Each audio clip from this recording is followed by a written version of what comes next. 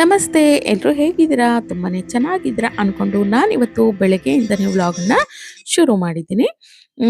ಇದು 2 ದಿನದ ವ್ಲಾಗ್ ಆಗಿರತ್ತೆ. ತುಂಬ ದಿನಗಳ ನಂತರ ಮತ್ತೆ ನಾನು ವಿಡಿಯೋನ ಶೇರ್ ಮಾಡ್ಕೊಳ್ತಾ ಇದ್ದೀನಿ. ದಯವಿಟ್ಟು ವಿಡಿಯೋನ ಕಂಪ್ಲೀಟಾಗಿ ನೋಡಿ ಸಪೋರ್ಟ್ ಮಾಡಿ ಅಂತ ಹೇಳಿ ಕೇಳ್ಕೊಳ್ತೀನಿ.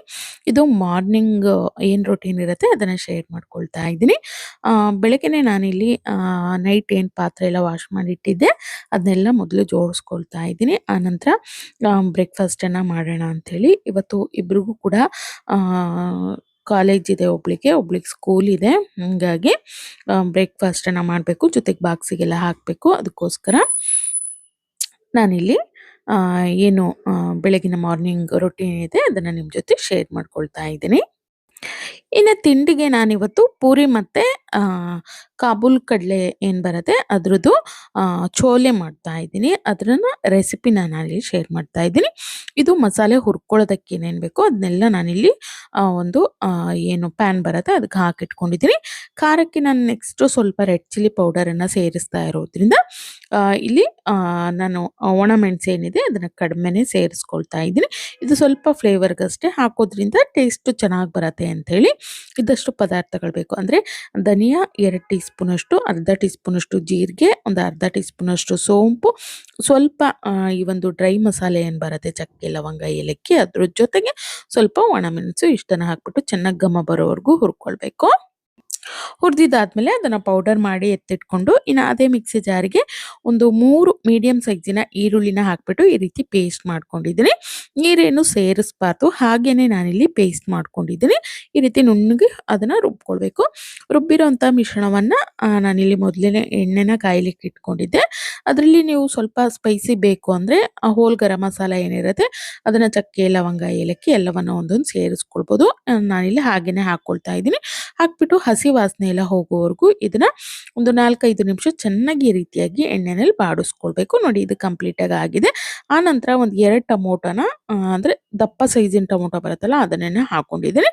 ಅದನ್ನ ಈ ರೀತಿ ನುಣ್ಣಗೆ ರುಬ್ಕೊಳ್ಬೇಕು. ಇದಕ್ಕೂ ಸಹ ನೀರು ಹಾಕಬಾರ್ದು, ಟೊಮೊಟೊದಲ್ಲೇ ನೀರಿನ ಅಂಶ ಇರೋದ್ರಿಂದ ಚೆನ್ನಾಗಿ ಈ ರೀತಿಯಾಗಿ ರುಬ್ಕೊಳ್ಬೇಕು. ರುಬ್ಬಿರೋಂಥ ಪೇಸ್ಟನ್ನು ಹಾಕ್ಬಿಟ್ಟು ಇದನ್ನು ಕೂಡ ಒಂದು 2-3 ನಿಮಿಷ ಚೆನ್ನಾಗಿ ಮಿಕ್ಸ್ ಮಾಡಿಕೊಂಡು 2-3 ನಿಮಿಷ ಮುಚ್ಚಳವನ್ನು ಮುಚ್ಚಿ ಇದನ್ನು ಕೂಡ ನಾವು ಆ ಒಂದು ಹಸಿ ವಾಸನೆ ಎಲ್ಲ ಹೋಗ್ಬಿಟ್ಟು ಸ್ವಲ್ಪ ಎಣ್ಣೆಯಲ್ಲಿ ಚೆನ್ನಾಗಿ ಫ್ರೈ ಆಗೋ ಅದಕ್ಕೆ ಒಂದು 2-3 ನಿಮಿಷ ಹಾಗೇನೆ ಬಿಟ್ಬಿಡಬೇಕು. ನೋಡಿ ಕಂಪ್ಲೀಟಾಗಿ ಇದಾಗಿದೆ. ಈಗ ಈ ರೀತಿ ಎಣ್ಣೆ ಎಲ್ಲ ಮೇಲ್ಗಡೆ ಚೆನ್ನಾಗಿ ತೇಲ್ಕೊಂಡು ಬರ್ತಾ ಇದೆ, ಹಸಿ ವಾಸನೆ ಎಲ್ಲ ಹೋಗಿದೆ, ಕಂಪ್ಲೀಟಾಗಿ ಕಲರ್ ಕೂಡ ಚೇಂಜ್ ಆಗಿದೆ. ಇದಾಗಿದೆ ಈಗ.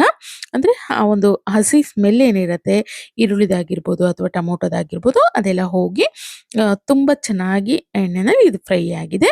ಇದಕ್ಕೆ ನಾನು ಮೊದಲೇ ಏನು ಪೌಡರ್ ಮಾಡಿ ಇಟ್ಕೊಂಡಿದ್ನಲ್ಲ ಎಲ್ಲ ಹುರ್ಕೊಂಡಿರೋವಂಥ ಮಿಶ್ರಣದ್ದು ಒಂದು ಪೌಡರನ್ನು ಈ ಸಮಯದಲ್ಲಿ ಸೇರಿಸ್ಕೊಳ್ತಾ ಇದ್ದೀನಿ. ಅದಕ್ಕೇ ಸ್ವಲ್ಪ ಅರಿಶಿಣದ ಪೌಡರ್ ಹಾಕ್ಕೊಳ್ತಾ ಇದ್ದೀನಿ. ನಾನು ಮೊದಲೇ ಹೇಳ್ದಾಗೆ ರೆಡ್ ಚಿಲ್ಲಿ ಪೌಡರನ್ನು ಕೂಡ ಸೇರಿಸ್ಕೊಳ್ತೀನಿ ಅಂತ ಹೇಳಿದ್ನಲ್ಲ, ಹಾಗಾಗಿ ಇಲ್ಲಿ ರೆಡ್ ಚಿಲ್ಲಿ ಪೌಡರು ನಿಮ್ಮ ಖಾರಕ್ಕೆ ಅನುಗುಣವಾಗಿ ಕಡಿಮೆ ಜಾಸ್ತಿ ಇಲ್ಲಿ ಮಾಡ್ಕೊಳ್ಬೋದು. ಇದು ಸ್ವಲ್ಪ ಖಾರ ಜಾಸ್ತಿ ಇದ್ರೇ ಟೇಸ್ಟ್ ಚೆನ್ನಾಗಿರುತ್ತೆ. ಎಲ್ಲವನ್ನ ಚೆನ್ನಾಗಿ ಮಿಕ್ಸ್ ಮಾಡ್ಕೊಳ್ಬೇಕು. ಎಣ್ಣೆನಲ್ಲಿ ಒಂದು 2 ನಿಮಿಷ ಹುರ್ಕೊಂಡಾದ್ಮೇಲೆ ನಾನಿಲ್ಲಿ ಒಂದು ಆಲೂಗಡ್ಡೆನ ಹಾಕಿ ಜೊತೆಗೆ ಕಾಬೂಲ್ ಕಡಲೆ ಏನು ನಾನಿಲ್ಲಿ ನೆನೆಸಿಟ್ಕೊಂಡಿದ್ದೆ ರಾತ್ರಿನೇ ಅದನ್ನು ಹಾಕ್ಬಿಟ್ಟು ಒಂದು 3 ವಿಜಲ್ ತೊಗೊಂಡಿದ್ದೀನಿ. ಆನಂತರ ಆಲೂಗಡ್ಡೆನ ಸಣ್ಣ ಸಣ್ಣದಾಗಿ ಹಾಗೆ ಕೈಯಲ್ಲೇ ಸ್ವಲ್ಪ ಸ್ಮ್ಯಾಶ್ ಮಾಡಿ ಪುಡಿ ಮಾಡ್ಕೊಂಡಿದ್ದೀನಿ. ಅದಷ್ಟು ಮಿಶ್ರಣವನ್ನು ಇದಕ್ಕೇ ಹಾಕ್ಕೊಳ್ತಾ ಇದ್ದೀನಿ. ಅಂದರೆ ನೀರಿನ ಸಮೇತವಾಗೇ ಹಾಕ್ಬಿಟ್ಟು ಈ ಒಂದು ಮಸಾಲೆ ಒಟ್ಟಿಗೆ ಚೆನ್ನಾಗಿ ಮಿಕ್ಸ್ ಮಾಡ್ಕೊಳ್ಬೇಕು. ಇದು ತುಂಬ ತೆಳುನೂ ಇರಬಾರ್ದು, ಹಾಗಾಗಿ ನೀರಿನ ಪ್ರಮಾಣವನ್ನು ನೋಡ್ಕೊಂಡು ಹಾಕ್ಕೊಂಡಾದ್ಮೇಲೆ ಕೊನೆಯಲ್ಲಿ ರುಚಿಗೆ ಎಷ್ಟು ಬೇಕೋ ಅಷ್ಟು ಉಪ್ಪನ್ನು ನಾನಿಲ್ಲಿ ಸೇರಿಸ್ಕೊಳ್ತಾ ಇದ್ದೀನಿ. ನಾನಿಲ್ಲಿ ಕಲ್ಲುಪ್ಪು ಬರುತ್ತಲ್ಲ ಹರಳುಪ್ಪು ಅದನ್ನು ಸೇರಿಸ್ಕೊಳ್ತಾ ಇದ್ದೀನಿ. ನೋಡಿ ಚೆನ್ನಾಗಿ ಮಿಕ್ಸ್ ಮಾಡಿಕೊಂಡು ಮತ್ತೆ ಇದನ್ನ ಒಂದು 4-5 ನಿಮಿಷ ಚೆನ್ನಾಗಿ ಕುದಿಸ್ಕೊಳ್ಬೇಕಾಗತ್ತೆ. ಲಿಡ್ ಕ್ಲೋಸ್ ಮಾಡ್ತಾ ಇದ್ದೀನಿ. ಇನ್ನು ಈ ಕಡೆ ಒಂದು ಒಗ್ಗರಣೆ ಹಾಕ್ಕೊಳ್ಬೇಕು. ಒಗ್ಗರಣೆಯಿಂದ ಇದರ ಟೇಸ್ಟು ರುಚಿ ತುಂಬ ಚೆನ್ನಾಗಿರತ್ತೆ. ಸ್ವಲ್ಪ ಸಣ್ಣದಾಗಿ ಕಟ್ ಮಾಡ್ಕೊಂಡಿರೋವಂಥ ಬೆಳ್ಳುಳ್ಳಿ, ಅದಕ್ಕೆ ಒಂದು 2 ಹಸಿರು ಮೆಣಸನ್ನ ಈ ರೀತಿ ಎಣ್ಣೆನಲ್ಲಿ ಹುರಿದು ಹಾಕಿದ್ರೆ ಟೇಸ್ಟ್ ಚೆನ್ನಾಗಿರುತ್ತೆ. ಆನಂತರ ಸ್ವಲ್ಪ ಕಸೂರಿ ಮೇಥಿ ಎಲ್ಲವನ್ನ ಈ ರೀತಿ ಚೆನ್ನಾಗಿ ಹುರಿದಿರೋ ಅಂತ ಒಗ್ಗರಣೆ ಏನಿರುತ್ತೆ ಅದನ್ನ ಚೆನ್ನಾಗಿ ಕುದಿ ಬರ್ತಾ ಇರೋಂಥ ಈ ಒಂದು ಚೋಲೆ ಮಿಶ್ರಣ ಏನು ರೆಡಿ ಆಗ್ತಾ ಇರತ್ತೆ ಅದಕ್ಕೆ ಸೇರಿಸ್ಕೊಂಡ್ಬಿಟ್ರೆ ಸಖತ್ ಟೇಸ್ಟಿ ಆಗಿರೋಂಥ ನಮಗೆ ಡಾಬಾನಲ್ಲೆಲ್ಲ ಸಿಗುತ್ತಲ್ಲ ಈ ಒಂದು ಚೋಲೆ, ಅದೇ ರೀತಿಯಾಗಿ ಟೇಸ್ಟ್ ಇರೋಂಥ ಚೋಲೆ ಅನ್ನುವಂಥದ್ದು ಮನೆಯಲ್ಲೇ ರೆಡಿ ಆಗುತ್ತೆ. ನೋಡಿ ಚೆನ್ನಾಗಿ ಮಿಕ್ಸ್ ಮಾಡ್ಕೊಂಡ್ರೆ ಇದಾಯ್ತೀಗ. ಕೊನೆಯಲ್ಲಿ ಸ್ವಲ್ಪ ಕೊತ್ತಂಬರಿ ಸೊಪ್ಪು ಹಾಕ್ಕೊಂಡು ನಾನು ಇದನ್ನು ಒಮ್ಮೆ ಮಿಕ್ಸ್ ಮಾಡ್ಕೊಳ್ತಾ ಇದ್ದೀನಿ. ಇದು ರೆಡಿ ಆಯ್ತು. ಇನ್ನು ಈ ಕಡೆ ನಾನು ಪೂರಿ ಕೂಡ ಕರ್ಕೊಳ್ತಾ ಇದ್ದೀನಿ. ಮಕ್ಕಳಿಗೆ ಟೈಮ್ ಕೂಡ ಆಗಿತ್ತಲ್ಲ, ಹಾಗಾಗಿ ನಾನಿಲ್ಲಿ ಸ್ವಲ್ಪ ಮೈದಾ ಅಂದರೆ ಕಾಲು ಭಾಗದಷ್ಟು ಮೈದಾ, ಇನ್ನು ಮುಕ್ಕಾಲು ಭಾಗದಷ್ಟು ಗೋಧಿ ಹಿಟ್ಟನ್ನು ಸೇರಿಸ್ಬಿಟ್ಟು ಹಿಟ್ಟನ್ನು ನಾದಿಟ್ಕೊಂಡಿದ್ದೆ. ಒಂದು ಅರ್ಧ ಗಂಟೆ ಮುಂಚೆನೇ ಕಲಸಿಟ್ಕೊಳ್ಬೇಕು. ಆಗ ಪೂರಿ ಚೆನ್ನಾಗಿ ಉಬ್ಬಿ ಬರುತ್ತೆ. ನೋಡಿ ಇದು ಸ್ವಲ್ಪ ಅಂದರೆ ತುಂಬ ತೆಳು ಮಾಡ್ಕೊಳ್ಬಾರ್ದು, ಉಬ್ಬೋದಿಲ್ಲ. ಸ್ವಲ್ಪ ದಪ್ಪನಾಗಿನೇ ಲಟ್ಟಿಸ್ಕೊಳ್ಳಿ. ಚೆನ್ನಾಗಿ ಎಣ್ಣೆಯಲ್ಲಿ ಕಾಯ್ದಿರುವಂಥ ಎಣ್ಣೆಯಲ್ಲಿ ಎರಡೂ ಬದಿ ಬೇಯಿಸ್ಕೊಂಡ್ರೆ ನೋಡಿ ಈ ರೀತಿ ಉಬ್ಬಿ ಬರುವಂಥ ಪೂರಿ ಅನ್ನುವಂಥದ್ದು ರೆಡಿ ಆಗುತ್ತೆ. ಒಳ್ಳೆ ಕಾಂಬಿನೇಷನ್ ಅಂತಾನೆ ಹೇಳ್ಬೋದು. ಕಾಬೂಲ್ ಕಡಲೆಯ ಒಂದು ಚೋಲೆ ಆಗಿರ್ಬೋದು, ಈ ಒಂದು ಪೂರಿ ಆಗಿರ್ಬೋದು, ಸಖತ್ ಟೇಸ್ಟ್ ಕೊಡತ್ತೆ ತಿನ್ಲಿಕ್ಕಂತೂ ಅಂತಾನೆ ಹೇಳ್ಬೋದು. ನಾನು ಇದನ್ನ ಮಕ್ಕಳಿಗೆ ಬ್ರೇಕ್ಫಾಸ್ಟ್ಗೆ ಮತ್ತೆ ಲಂಚಿಗೆ ಕೂಡ ಇವತ್ತು ಇದನ್ನೇ ಹಾಕ್ಕೊಡ್ತಾ ಇದ್ದೀನಿ. ನೋಡಿ ಬಿಸಿ ಬಿಸಿ ಆಗಿರುವಂಥ ನಮ್ಮ ಬ್ರೇಕ್ಫಾಸ್ಟು ರೆಡಿ ಆಯಿತು. ಮಕ್ಕಳಿಗೆ ಇಲ್ಲಿ ಹಾಕ್ಕೊಟ್ಟಿದ್ದೀನಿ ನಾನು. ಇನ್ನು ಎಲ್ಲ ಕೆಲಸ ಮುಗಿಸ್ಕೊಂಡು ನಾನಿಲ್ಲಿ ವರಮಹಾಲಕ್ಷ್ಮಿ ಹಬ್ಬ ಇನ್ನೇನು ಬಂತಲ್ಲ, ಅದರ ಒಂದು ಪ್ರಿಪ್ರೇಷನ್ನ ಮಾಡ್ಕೊಳ್ತಾ ಇದ್ದೀನಿ. ಅಂದರೆ ನಾನಿವತ್ತು ಉಂಡೆಗಳನ್ನು ಮಾಡ್ಕೊಳ್ತಾ ಇದ್ದೀನಿ. ಜಾಸ್ತಿ ಪ್ರಮಾಣದಲ್ಲಿ ಏನು ಮಾಡ್ತಾ ಇಲ್ಲ. ಸ್ವಲ್ಪ ಪೂಜೆಗೆ ಎಷ್ಟು ಬೇಕಾಗುತ್ತೋ ಅಷ್ಟನ್ನು ನಾನಿಲ್ಲಿ ಕಡಲೆ ಉಂಡೆ, ಅದ್ರ ಜೊತೆಗೆ ಸ್ವಲ್ಪ ಶೇಂಗಾ ಉಂಡೆ ಇಷ್ಟನ್ನು ಮಾಡ್ಕೊಳ್ತಾ ಇದ್ದೀನಿ. ಅದ್ರ ಜೊತೆಗೆ ಚಕ್ಲಿ ಆಗಿರ್ಬೋದು, ಕರ್ಜಿಕಾಯಿ ಆಗಿರ್ಬೋದು ಎಲ್ಲನೂ ನಾನಿವತ್ತು ಮಾಡ್ಕೊಳ್ತಾ ಇದ್ದೀನಿ. ಅದನ್ನೆಲ್ಲ ನಿಮ್ಮ ಜೊತೆ ಸಾಧ್ಯ ಆದಷ್ಟು ಕಂಪ್ಲೀಟ್ ರೆಸಿಪಿ ಅಂತೂ ತೋರ್ಸೋದಕ್ಕಾಗೋದಿಲ್ಲ. ತುಂಬ ಲಾಂಗ್ ಆಗುತ್ತೆ. ಜೊತೆಗೆ ನನಗೂ ಕೂಡ ಮಾಡಲಿಕ್ಕೆ ಸ್ವಲ್ಪ ಕಷ್ಟ ಆಗುತ್ತೆ ಕೆಲಸ ಮಾಡಿಕೊಂಡು ವಿಡಿಯೋ ಮಾಡ್ಕೊಳ್ಳೋದಕ್ಕೆ. ಹಾಗಾಗಿ ನಾನು ಮಾಡುವಂಥ ಸ್ವಲ್ಪ ಸ್ವಲ್ಪ ವಿಡಿಯೋನ ಇಲ್ಲಿ ಶೇರ್ ಮಾಡ್ಕೊಳ್ತಾ ಇದ್ದೀನಿ. ನಾನಿಲ್ಲಿ ಶೇಂಗಾ ಉಂಡೆ ಮಾಡಲಿಕ್ಕೆ ಎಲ್ಲವನ್ನ ಇಲ್ಲಿ ಮಿಕ್ಸ್ ಮಾಡ್ಕೊಂಡಿದ್ದೀನಿ. ಅಂದರೆ ಶೇಂಗಾ, ಅದ್ರ ಜೊತೆಗೆ ಸ್ವಲ್ಪ ಕಪ್ಪೆಳ್ಳು ಹಾಕ್ಕೊಳ್ಬೇಕು.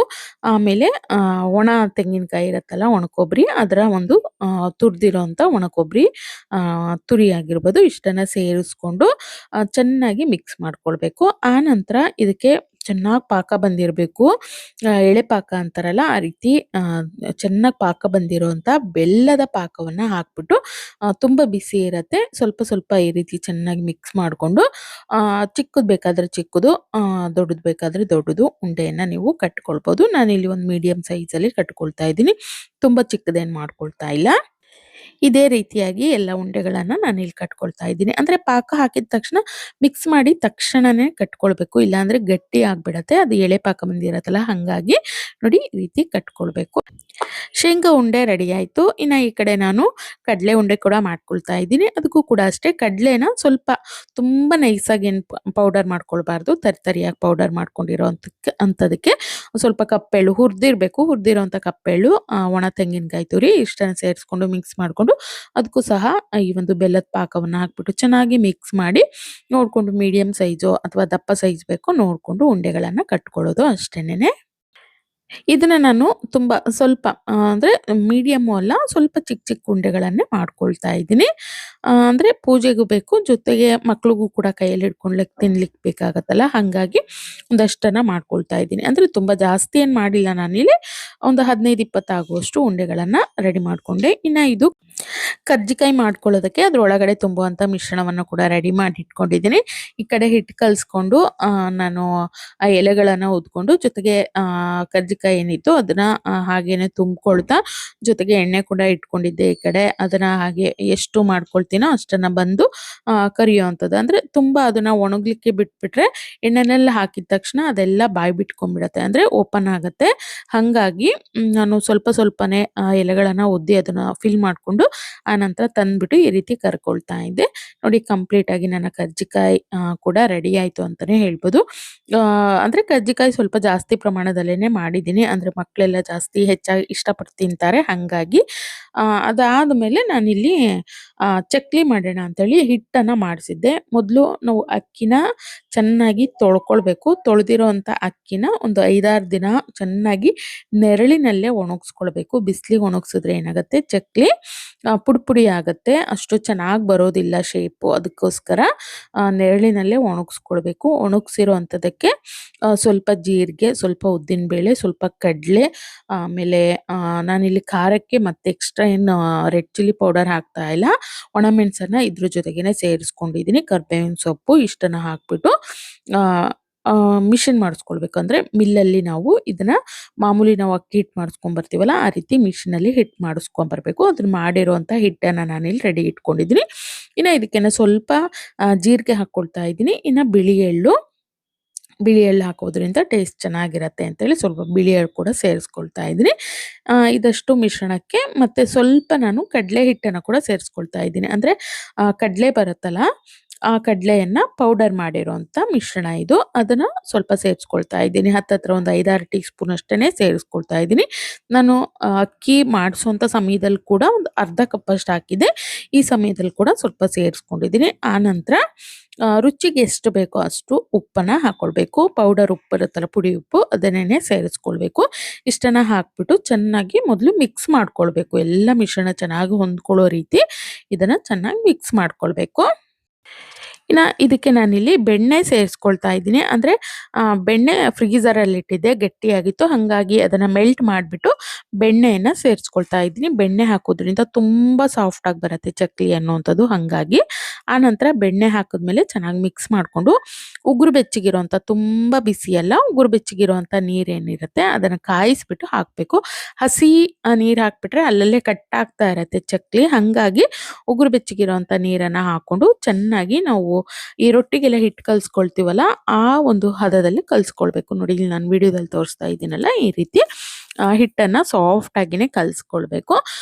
ಕಲಸಿರುವಂಥ ಹಿಟ್ಟನ್ನು ಒಂದು ಚಕ್ಲಿ ಮಾಡುವಂಥ ಒರಳು ಬರುತ್ತಲ್ಲ ಅದರಲ್ಲಿ ಹಾಕೊಂಡಿದ್ದೀನಿ. ಮೊದಲು ಸ್ವಲ್ಪ ಒರಳಿಗೆ ಎಣ್ಣೆಯನ್ನು ಸವರ್ಕೊಂಡು ಆನಂತರ ನಾನಿಲ್ಲಿ ಹಿಟ್ಟನ್ನು ಫಿಲ್ ಮಾಡಿಕೊಂಡು ಇಲ್ಲಿ ಚಕ್ಲಿನ ಹಾಕ್ಕೊಳ್ತಾ ಇದ್ದೀನಿ. ಕರಿಯೋದಕ್ಕೆ ಎಷ್ಟು ಬೇಕಾಗುತ್ತೋ, ಅಂದರೆ ತುಂಬ ಜಾಸ್ತಿ ಮಾಡ್ಕೊಂಡ್ಬಿಟ್ರೆ ಒಣಗಿಬಿಟ್ಟು ಅದು ಅಲ್ಲಲ್ಲೇ ಮುರಿತಾ ಇರುತ್ತೆ. ಹಾಗಾಗಿ ಕರಿಯೋದಕ್ಕೆ ಎಷ್ಟು ಬೇಕಾಗುತ್ತೋ ಅಷ್ಟು ಚಕ್ಲಿಗಳನ್ನು ಮಾಡಿಕೊಂಡು ಇಲ್ಲಿ ಕಾದಿರೋಂಥ ಎಣ್ಣೆಯಲ್ಲಿ ಹಾಕ್ಬಿಟ್ಟು ಕರ್ಕೊಳ್ತಾ ಇದ್ದೀನಿ. ಕರಿಯೋವಂಥದ್ದು ಜೊತೆಗೆ ಮತ್ತೆ ಕರೀಲಿಕ್ಕೆ ಏನು ಬೇಕಾಗುತ್ತೋ ಅಷ್ಟು ಚಕ್ಲಿಗಳನ್ನು ಒತ್ತಿ ಇಟ್ಕೊಳ್ಳೋವಂಥದ್ದು ಈ ರೀತಿ ಮಾಡ್ಕೊಳ್ತಾ ಇದ್ದೀನಿ. ಈ ಕಡೆ ಎಣ್ಣೆ ಇಟ್ಕೊಂಡು ಪಕ್ಕದಲ್ಲೇ ಚಕ್ಲಿಗಳನ್ನು ನಾನು ಪ್ರೆಸ್ ಮಾಡಿ ಇಟ್ಕೊಳ್ತಾ ಇದ್ದೀನಿ. ರೆಡಿ ಇಟ್ಕೊಂಡು ಈ ಕಡೆ ಚಕ್ಲಿಗಳನ್ನು ಕರ್ಕೊಳ್ತಾ ಇದ್ದೀನಿ. ನೋಡಿ ಆಯ್ತಿದು. ಎರಡೂ ಬದಿ ಮೀಡಿಯಂ ಫ್ಲೇಮ್ ಇಟ್ಕೊಳ್ಬೇಕು. ಹೈ ಫ್ಲೇಮಲ್ಲಾದರೆ ಚೆನ್ನಾಗಿ ಅಷ್ಟು ಬೆಂದಿರೋದಿಲ್ಲ, ಹಸಿ ಹಸಿ ಇರುತ್ತೆ. ಹಾಗಾಗಿ ಮೀಡಿಯಂ ಫ್ಲೇಮ್ ಇಟ್ಕೊಂಡು ಆನಂತರ ಹೈ ಫ್ಲೇಮಲ್ಲಿ ಒಂದು 2 ನಿಮಿಷ ಇದನ್ನು ಚೆನ್ನಾಗಿ ನಾವು ಕರ್ಕೊಂಡ್ಬಿಟ್ರೆ ಗರಿಗರಿಯಾಗಿರುವಂಥ ಚಕ್ಲಿ ರೆಡಿ ಆಗುತ್ತೆ. ನೋಡಿ ಎಲ್ಲ ಚಕ್ಲಿಗಳನ್ನು ಇದೇ ರೀತಿಯಾಗಿ ನಾನು ರೆಡಿ ಮಾಡಿ ಇಟ್ಕೊಂಡಿದ್ದೀನಿ. ಇದಷ್ಟು ಕೆಲಸ ಮುಗಿಯೋ ಅಷ್ಟರಲ್ಲಿ ಹತ್ತತ್ರ ನೈಟ್ ಆಗಿತ್ತು ಅಂತಲೇ ಹೇಳ್ಬೋದು. ಇದು ನೆಕ್ಸ್ಟ್ ಡೇ ಒಂದು ವಿಡಿಯೋ ಅಂತಲೇ ಹೇಳ್ಬೋದು. ಬೆಳಗಿನ ಏನು ಕೆಲಸ ಇರುತ್ತೆ, ರೊಟೀನ್ ಇರುತ್ತೆ, ಎಲ್ಲನೂ ಮುಗಿಸ್ಕೊಂಡು ಮಕ್ಕಳನ್ನ ಸ್ಕೂಲಿಗೆಲ್ಲ ಕಳಿಸ್ಬಿಟ್ಟು ನಾನು ಕೂಡ ಫ್ರೆಶ್ ಅಪ್ ಆಗಿ ಆನಂತರ ಮೊದಲು ದೇವ್ರ ಮನೆನ ಕ್ಲೀನ್ ಮಾಡ್ಕೊಳ್ತಾ ಇದ್ದೀನಿ. ದೇವ್ರ ಪಾತ್ರೆಗಳೇನಿರುತ್ತೆ ಎಲ್ಲನೂ ಕ್ಲೀನಾಗಿ ವಾಶ್ ಮಾಡಿ ಅದನ್ನೆಲ್ಲ ಒರೆಸಿ ಒಂದು ಕಡೆ ಎತ್ತಿಟ್ಟು ಆನಂತರ ದೇವ್ರ ಮನೆಯೆಲ್ಲ ಕ್ಲೀನಾಗಿ ನಾನು ಒರೆಸ್ಕೊಳ್ತಾ ಇದ್ದೀನಿ. ಗೋಡೆ ಟೈಲ್ಸ್ ಆಗಿರ್ಬೋದು, ಕೆಳಗಡೆ ಆಗಿರ್ಬೋದು ಎಲ್ಲ ಒರೆಸಿ ನೋಡಿ ಏನಿತ್ತು ಪೂಜೆ ಮಾಡೋದಕ್ಕೆಲ್ಲ ಜೋಡಿಸ್ಕೊಂಡೆ. ಇನ್ನು ವರಮಹಾಲಕ್ಷ್ಮಿ ಪೂಜೆ ಮಾಡೋದಕ್ಕೆ ಏನು ಐಟಮ್ ಬೇಕಿತ್ತೋ ಎಲ್ಲನೂ ಕೆಳಗಡೆ ಇಳಿಸ್ಕೊಂಡು ಅದನ್ನು ಕೂಡ ವಾಶ್ ಮಾಡಿ ನಾನಿಲ್ಲಿ ಒರೆಸಿ ನೀಟಾಗಿ ತೆಗೆದಿಟ್ಟಿದ್ದೀನಿ. ಇದೆಲ್ಲ ಚೆನ್ನಾಗಿ ಒಣಗಿದೆ ಅಂತಲೇ ಹೇಳ್ಬೋದು. ಇನ್ನು ಮಧ್ಯಾಹ್ನ ಆಗಿತ್ತು. ಮಧ್ಯಾಹ್ನದಲ್ಲಿ ಮಾರ್ಕೆಟಿಗೆ ಹೋಗಿದ್ವಿ. ಸ್ವಲ್ಪ ವರಮಹಾಲಕ್ಷ್ಮಿ ಹಬ್ಬಕ್ಕೆ ಏನು ಹಣ್ಣುಗಳು, ಹೂವು ಏನು ಬೇಕೋ ಎಲ್ಲನೂ ತೊಗೊಂಬರೋಣ ಅಂಥೇಳಿ. ಇದಾಗಿತ್ತು ಸ್ನೇಹಿತರೆ ಇವತ್ತಿನ ಒಂದು ವ್ಲಾಗ್ ಅಂತಲೇ ಹೇಳ್ಬೋದು. ವಿಡಿಯೋ ಇಷ್ಟ ಆಗಿತ್ತು ಅಂದರೆ ಲೈಕ್ ಮಾಡಿ, ಶೇರ್ ಮಾಡಿ, ಸಬ್ಸ್ಕ್ರೈಬ್ ಮಾಡ್ಕೊಳ್ಳಿ. ನಾನು ಸಿಗ್ತೀನಿ ಮತ್ತೊಂದು ಹೊಸ ವಿಡಿಯೋದೊಂದಿಗೆ.